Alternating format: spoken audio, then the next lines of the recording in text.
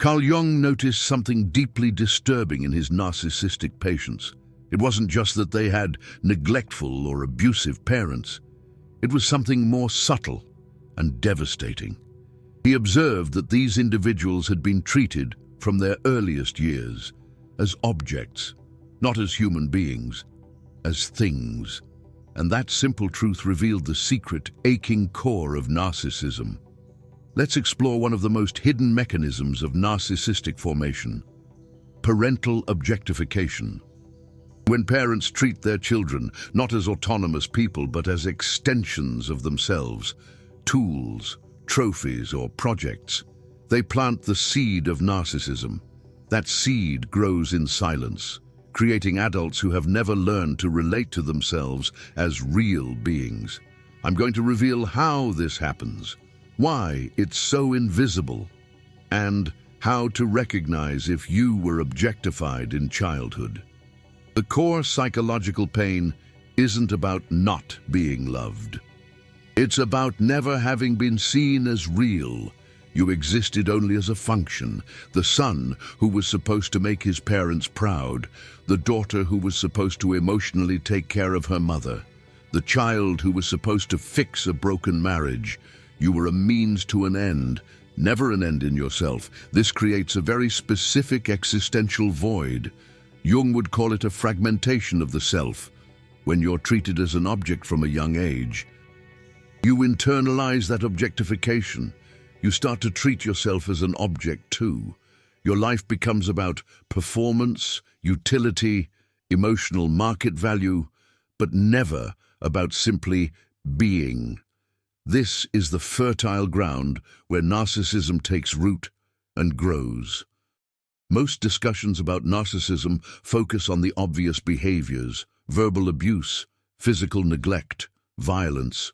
But few talk about this silent form of destruction. Objectification doesn't leave bruises. There are no screams. It's subtle. It's a gaze that passes right through you without seeing you. It's a compliment that values what you do, never who you are. Jung discovered that when children are objectified, they develop what he called ego inflation or ego deflation. Both are defenses against the unbearable pain of not being human to their own parents. Inflation is the creation of a grandiose, superior, special self. Deflation is the creation of a defective, inadequate, fundamentally wrong self. But both have the same root. The child was never seen as a real person, only as an object that works, or doesn't work. So let's dive deep into this. How exactly does parental objectification work, and how does it create narcissists? There are several forms of objectification. The first is performance objectification. The child is valued only when they produce results: straight A's, sports victories, exemplary behavior. There's no space to simply exist.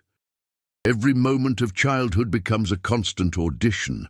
The message is clear: you are worth what you do, not who you are. The second form is extension objectification. The child is treated as part of the parent's body, not as a separate person. Mothers who say, "We are pregnant," about their adult daughter. Fathers who decide on their son's career without consulting him. The child has no psychological boundaries. They are just an extension of the parent's will and identity. They can't have their own desires because they aren't seen as having their own self. The third form is emotional objectification. The child becomes a therapist, a confidant, or an emotional partner for their parents. They exist to regulate the adult's emotions, to make the depressed mother feel better, to calm the angry father. The child becomes a function object in the family's emotional system. Their own emotional life doesn't matter, only whether they can stabilize the adults. The fourth form is direct narcissistic objectification. The child is treated as a trophy, proof of the parent's success.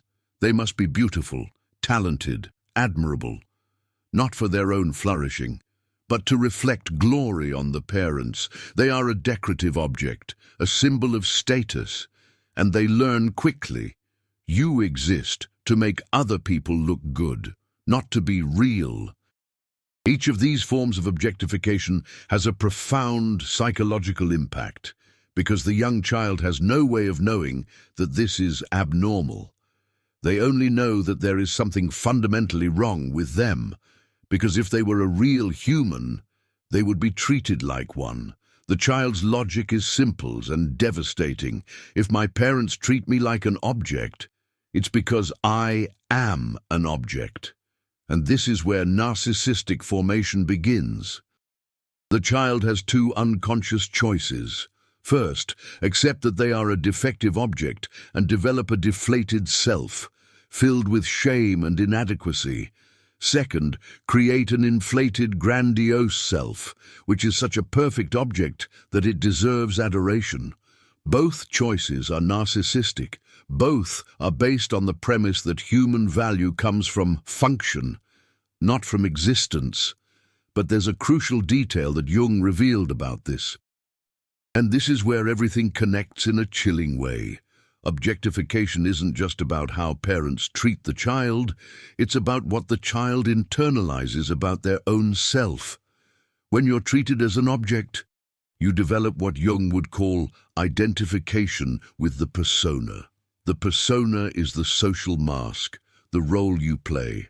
In healthy development, you know that the persona isn't you. It's just an interface with the world. But when you've been objectified, you don't have that distinction. You are the persona. You are only function. You are a doctor, or a mother, or successful. You don't have a true self underneath it all. Or if you do, it was so deeply buried in childhood that you don't even know it exists anymore. And this creates the classic narcissistic dynamic, empty grandiosity, because there's nothing real sustaining the persona, fear of exposure. Because if someone sees through the persona, there's nothing there. Constant need for external validation because objects don't have intrinsic value. They only have value if someone else values them. Let's look at a specific case. I'll call her Emily. Emily was 38 years old when she sought therapy. She was a successful lawyer, seemingly confident, with a flawless life. But inside, she felt a void she couldn't name, and she had a destructive pattern in relationships. She only felt alive when she was being admired, but the moment someone saw her vulnerable, she felt repulsed and ended the relationship. In Jungian therapy, she began to explore her childhood, and slowly, a dynamic emerged. Her father was a renowned doctor. Her mother was a university professor. Both were brilliant, respected, functional people. There was no obvious abuse, no screaming or violence, but there was something more subtle. Emily recalled a specific scene. She was 7 years old. She had won an essay contest at school. She came home, excited, wanting to tell them. She found her mother in the kitchen. She started talking about the victory. Her mother smiled, said, "Very good, dear," and continued chopping vegetables. She didn't stop to look. She didn't ask what Emily had written. She didn't ask to see the certificate. This might seem insignificant, but for Emily, as a child, it was devastating because it happened all the time. Every achievement was acknowledged with half a second of attention and an automatic, "Very good," but she was never seen, never asked what she thought, what she felt, who she was. Only the result mattered, and with her father, it was even worse. He only interacted with Emily when she had something to show him: straight A's, a medal, praise from a teacher. Then, he would dedicate 10 minutes of enthusiastic attention. He'd talk about how proud he was, about how she had potential, about how she would be someone important someday. But what if Emily arrived without an achievement? What if she just wanted to be with her dad? He was busy. He had work, articles to write. She could go play, or study, or do something productive. The message was absorbed deeply. You are worth something when you produce. You exist when you have a function. Your humanity is conditional on your utility, and Emily internalized this perfectly. By age 15, she was already an extreme perfectionist. Straight A's, student council president, captain of the debate team. She didn't rest, didn't play, didn't have close friends. She only had performance. At 20, she was at an elite university. At 25, in a prestigious law firm. At 30, she was a partner. But she never felt real. She felt like she was always performing, and that if she stopped, she would disappear. Relationships were particularly painful. In the beginning, everything worked. She was impressive. The partners were fascinated. But then real intimacy started. Vulnerability, basic human needs. And Emily panicked, because vulnerability meant not producing. It meant being seen as human. And she had never learned that being human was acceptable. So she withdrew emotionally, became cold, critical, impossible to please, because unconsciously she was testing, do you only want me when I'm impressive, or do you want me even when I'm human? And when the partner failed the test or got frustrated with the dynamics, she would break up with them, proving to herself, see, no one really wants me. They only want what I produce.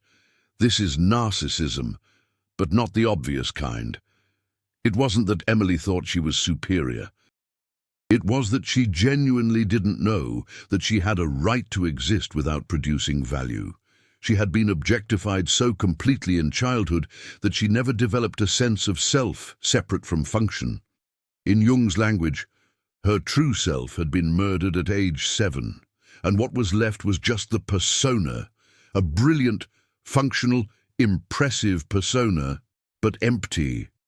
Because personas aren't real, they're just masks. And here's the part that most people don't understand. Emily's parents weren't monsters. They were intelligent, educated people who probably loved their daughter in their own way. But they themselves had been objectified. They only knew how to relate to performance, not to people. Emily's father valued his daughter because she reflected well on him. He had an intelligent, successful daughter. That made him feel like he was a good father. But he never had curiosity about who Emily was on the inside. Because no one had ever had curiosity about who he was on the inside. Emily's mother responded to her daughter automatically because she was emotionally dissociated. She herself had been objectified by parents who only valued her intellect, so she didn't know how to connect emotionally. She only knew how to recognize achievements. This is generational transmission of trauma, and it's one of the most insidious aspects of objectification. It passes from generation to generation. Invisible, normalized. Entire families live as objects, relating to objects. No one is real, no one is seen. Everyone performs, and Jung understood this deeply. He talked about parental complexes that are transmitted unconsciously. The objectified father objectifies the son. The unseen mother doesn't see the daughter. It's not malice. It's blindness. It's the impossibility of giving what you've never received. But back to Emily. The turning point in her therapy came when she finally felt the anger, not the sadness, not the intellectual understanding, the anger. She was talking about a seemingly insignificant memory. She was 10 years old. She had spent weeks drawing a present for her mother's birthday, an elaborate drawing of a garden. She was so proud. She gave the present. Her mother looked at it for 3 seconds, said, "That's lovely, dear," and put it in a drawer. Never hung it up. Never commented on it again. And Emily, recounting this at 38 years old, finally felt it. She wasn't human to her mother. She was just a source of gifts, a producer of things that made her mother look like a good mother.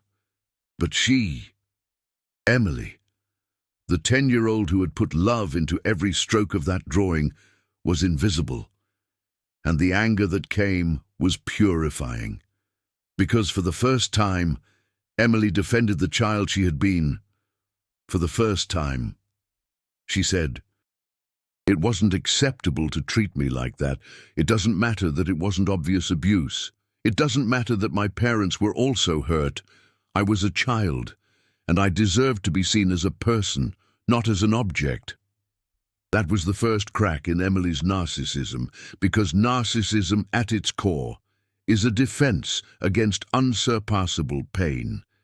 It's an armor that says, "I don't need anyone seeing me because I'm great on my own," or "I don't deserve to be seen because I'm fundamentally flawed." But both positions avoid the simple truth.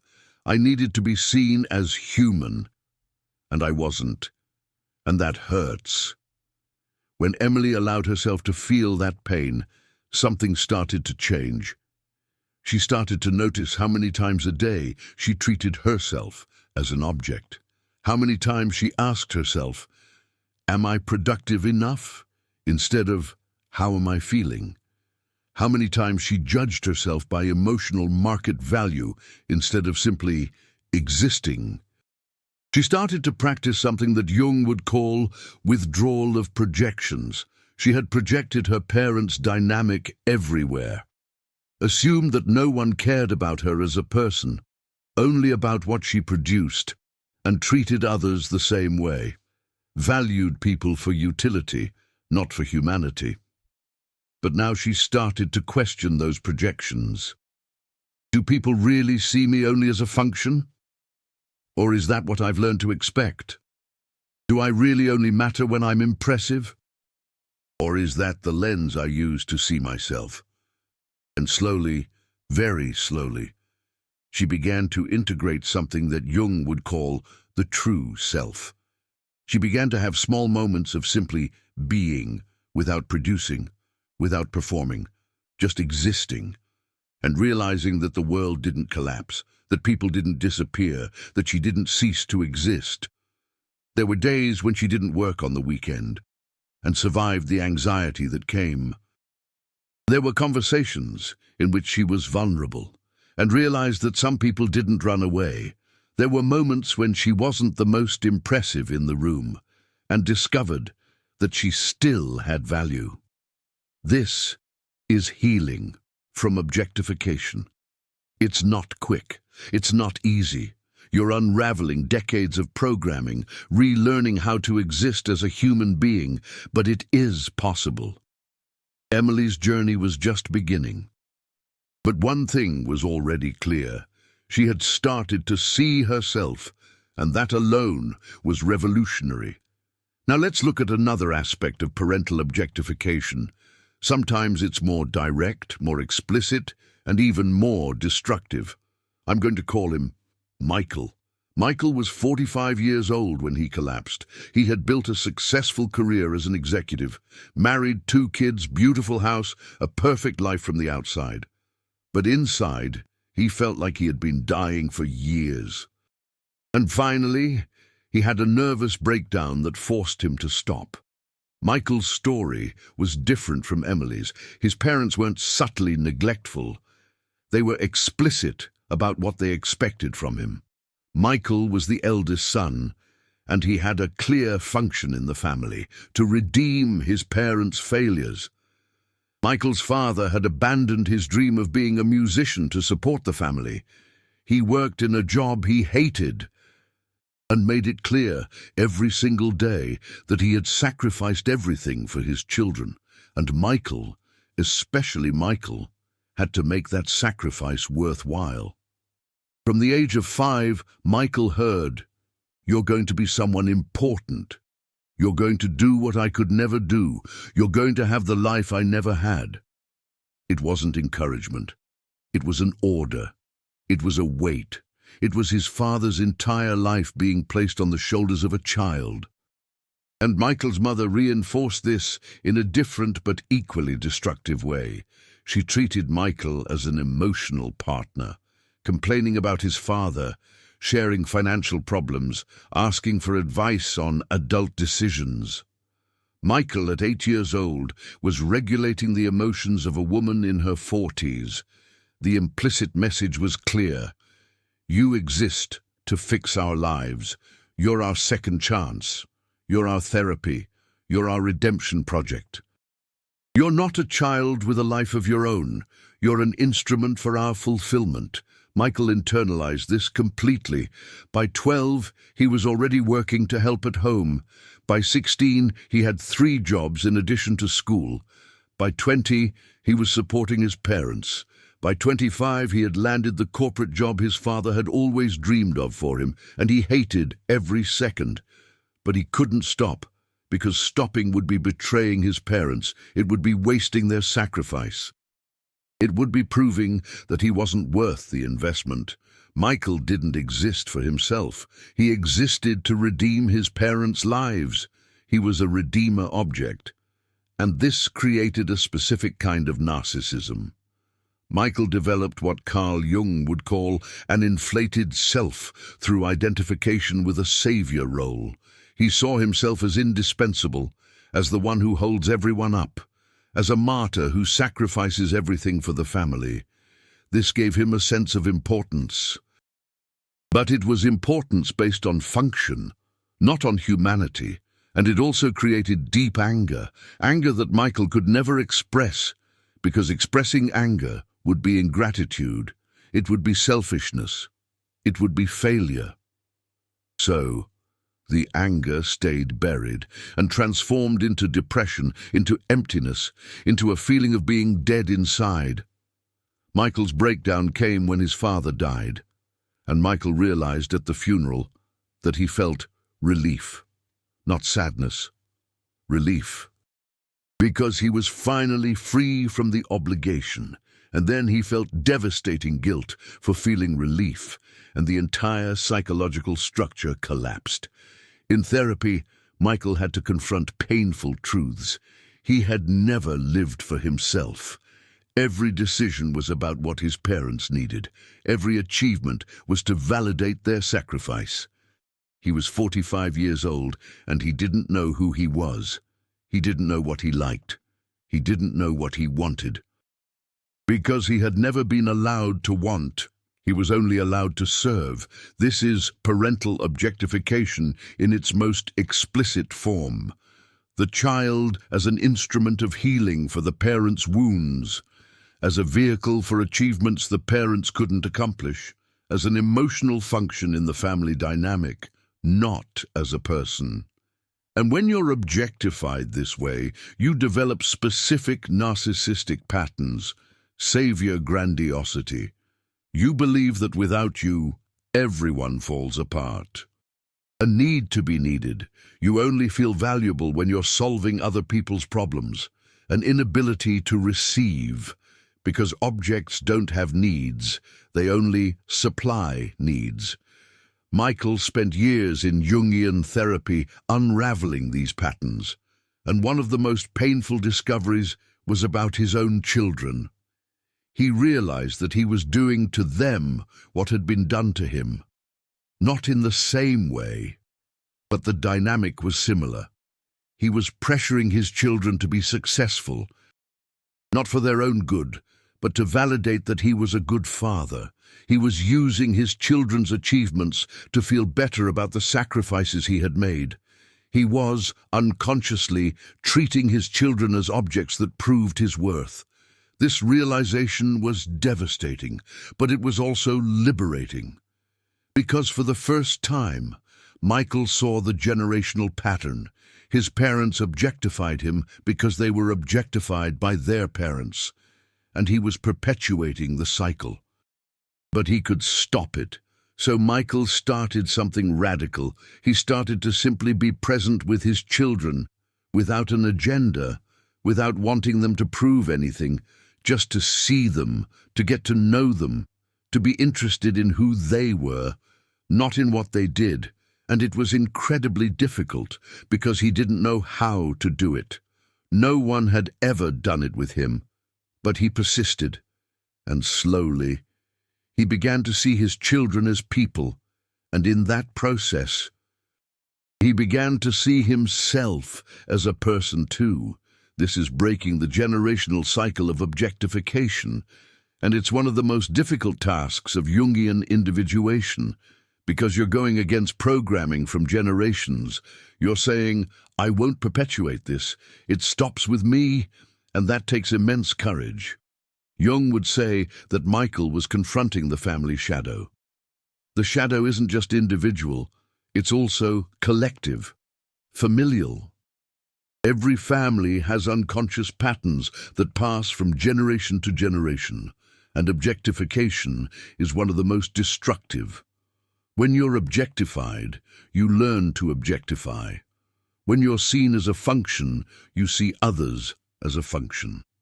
When your humanity is denied, you deny the humanity of others. Not out of malice, but out of blindness. Out of an inability to see what was never seen in you. And breaking this pattern requires first recognizing it. Seeing that, yes, I was treated as an object, and yes, I am treating others as objects, and yes, this is destructive, and yes, I can choose differently, even if it's terrifying, even if I don't know how. Both Emily and Michael were, in their therapeutic journeys, doing the same fundamental work. They were learning to see themselves as humans, not as objects. And that, as simple as it seems, is revolutionary when you've been objectified your entire life. But now I need to reveal something crucial. Objectification doesn't only create narcissists who don't know they're human. She creates a rupture in the ability to perceive the humanity of others. And it's here that narcissism becomes truly destructive. When you were objectified in childhood, you develop what Carl Jung would call a massive projection. You project onto others the same dynamics in two ways. First, you objectify others the same way you were objectified. You treat partners like trophies, children like projects. Second, you desperately seek to be objectified because it's the only form of relationship you know. This second form is especially tragic. It seems the opposite of narcissism. It seems like humility. But it's inverted narcissism. You offer yourself as an object because you don't know how to exist as a person. Let me give you a concrete example. Emily, 42, sought therapy for deep depression. She had spent her life taking care of others, always available, always sacrificing her needs. Everyone said she was an incredible person, generous, altruistic, but inside, she felt enormous anger towards everyone she helped and felt like a monster for it. In Jungian therapy, she discovered she had been objectified as a caregiver since she was very young. She was the oldest daughter, mother with depression, father absent, and Emily, from the age of 6, took care of her siblings, made food, cleaned, comforted her mother, kept the house running. No one ever asked if she wanted to. It was simply expected, and Emily learned that her value was in being useful. She became an object caregiver. She took this into her adult life, chose a husband who needed care, friends who were projects, a career in helping others. But here's the Jungian twist. Emily wasn't being altruistic. She was being a narcissist. In an inverted way, she positioned herself as indispensable, as the only one who could solve problems, as morally superior for sacrificing so much. This gave her an identity, but the price was enormous. She never had relationships of reciprocity. She was never seen, never received. This is inverted narcissism, a direct result of parental objectification. When you learn that you only have value as an object function, you seek validation through that function. And call it love, but it isn't love, it's compulsion.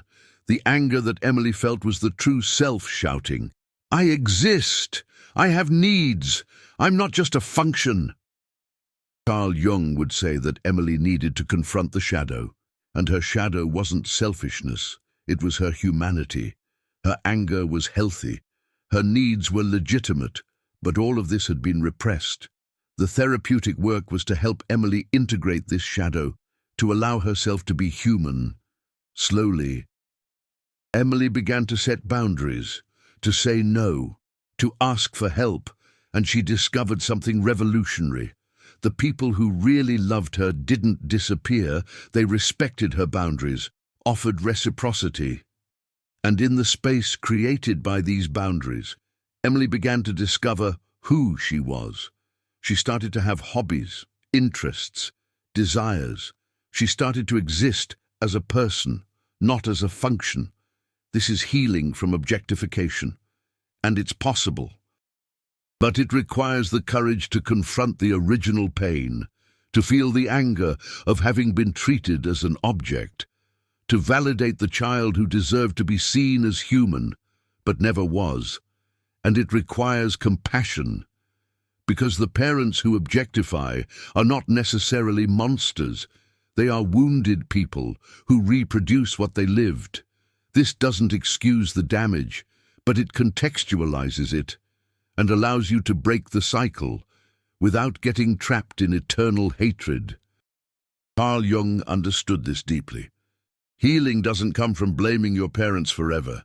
It comes from recognizing the damage, validating the pain, and then choosing differently, choosing to see yourself as human, choosing to treat others as human, choosing to break the generational transmission. How do you know if you were objectified in childhood? There are clear signs: difficulty knowing what you want, a sense of existential emptiness, even with achievements. Relationship patterns where you are always a function, never a person. Panic when you're not producing, extreme difficulty in receiving care, oscillation between grandiosity and inadequacy, superficial relationships where no one really knows you. If you recognize these patterns, you probably were objectified. The healing starts with validation. It wasn't your fault. You deserve to be seen as a person. And the fact that you weren't is real trauma. Even without obvious abuse, the damage was real. The path to healing involves starting to notice when you treat yourself as an object, practicing small acts of humanity with yourself, working with a therapist who understands developmental trauma, and confronting how you objectify others. Because if you were objectified, you learned to objectify. This requires constant vigilance. Objectification is an unconscious pattern. You need to develop awareness. Notice when you are valuing someone only for their utility, when you are denying someone else's autonomy, and when you notice choose differently. And slowly, your relational pattern changes. You start to have real relationships, where everyone is human, where there is reciprocity. You just received information that most people will never understand about narcissism. You saw how parental objectification creates the primary narcissistic wound, how it fragments the self, how it is transmitted through generations, and how it can be healed. This deep psychological truth about the formation of narcissism is rarely discussed, even in therapeutic circles, because it requires the courage to see family dynamics that we prefer to ignore. This channel exists to bring these truths to light, to help people recognize patterns that destroy lives, to offer paths of healing based on deep Jungian psychology. If this video touched something in you, if you recognized your story here, consider the super thanks down below. It's not just financial support to the channel. It's you saying this truth about parental objectification needs to be known. It's you helping to break the silence about toxic family dynamics that create narcissism. Each super thanks allows more videos like this to exist. More people recognizing that they were objectified. More cycles being broken. You're not just a spectator. You're someone seeking real healing. Someone willing to confront painful truths, and by supporting this work, you are saying this journey of individuation matters.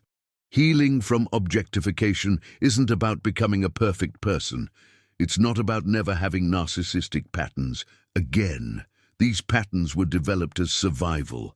They were the best adaptation that a child could make in an impossible environment. And they saved you. So healing is about recognizing that they were necessary and then, gently, letting them go. Because you are no longer a child in an impossible environment. You are an adult with choices, and you can choose to exist as a human. Carl Jung spoke about individuation, and individuation, in the context of objectification, is the process of separating your identity from your function. To recognize that you are not just a doctor, or a mother, or successful. You are a person who can do those things, but your essence, your core being, doesn't depend on them. You exist independently of your usefulness. And that is a lifelong journey. It's not a linear process. It's a constant choice. A choice to see yourself as human, to treat others as human, to resist the temptation to fall back into objectification. But each one of those choices is a victory. Every moment where you simply exist without producing something. Every relationship where you are seen as a person, every cycle that you break, all of that is real healing. If you're watching this and recognizing your own story, please know you are not alone.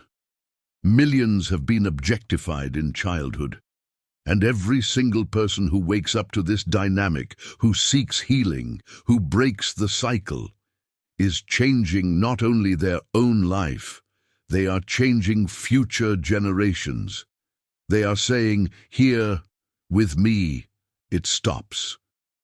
This is Jungian individuation in its purest form, the courage to confront the family shadow, to integrate the fragmented self, to choose consciousness over compulsion, to choose humanity over function. According to Carl Jung, this is the path to wholeness. You were treated as an object, but you are not an object. You are a person. You always have been, and you deserve to exist as such.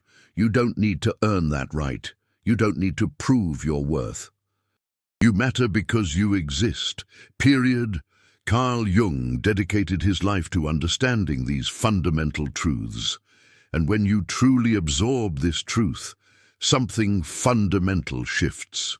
You start to live, not to perform a life, but to really live as a human, complete, real, imperfect, and deeply valuable exactly as you are. That is the promise of healing. Carl Jung saw this repeatedly. People who had been objectified their entire lives, recognizing their humanity. People breaking generational cycles. It's not easy, but it is possible. And you deserve that possibility. Now tell me, which of these forms of objectification did you recognize in your own childhood? Performance objectification, where you were only valued when you produced something. Extension objectification, where you had no separate identity from your parents. Emotional objectification, where you were your parents' therapist as a child. Or narcissistic objectification, where you were a trophy. Share it here in the comments, because recognition is the first step, and you are not alone in this.